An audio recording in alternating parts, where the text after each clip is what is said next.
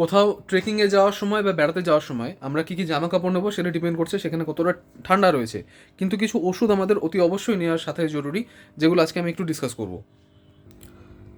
আমি আমার প্যাকিংয়ের সময় যেগুলোকে আমি আমার সাথে নিচ্ছি, যে ওষুধগুলোকে, তার মধ্যে রয়েছে প্যারাসিটামল, গ্যাসের ট্যাবলেট, ব্যথার ওষুধ, ব্যান্ডেজ, নেজাল স্প্রে আমি নিচ্ছি এই জন্য কারণ যদি বাই চান্স ওখানে একটু একটু ঠান্ডা লেগে নাকটা বন্ধ হয়ে আসে, তাহলে পাহাড়ে ওঠার সময় বা দিন কাটাতে আমার যাতে কোনো রকম কোনো অসুবিধা না হয় সেই জন্য।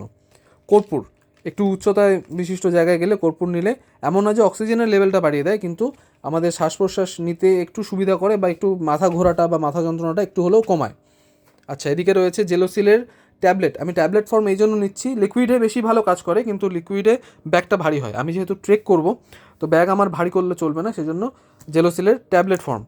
আচ্ছা, এটা তো ইয়োগাবার, এটা তো আলাদা জিনিস হয়ে গেল। আচ্ছা, ওআরএস, ইনো, এবং এছাড়া ভলিনি। আর এখানে রয়েছে, গাড়িতে চাপার সময় অনেকের মাথা ঘোরায় বা বমি করে, তো সেরকম সমস্যা যাতে না হয় সেজন্য আগে থেকে খেয়ে নেওয়ার মতো ওষুধ।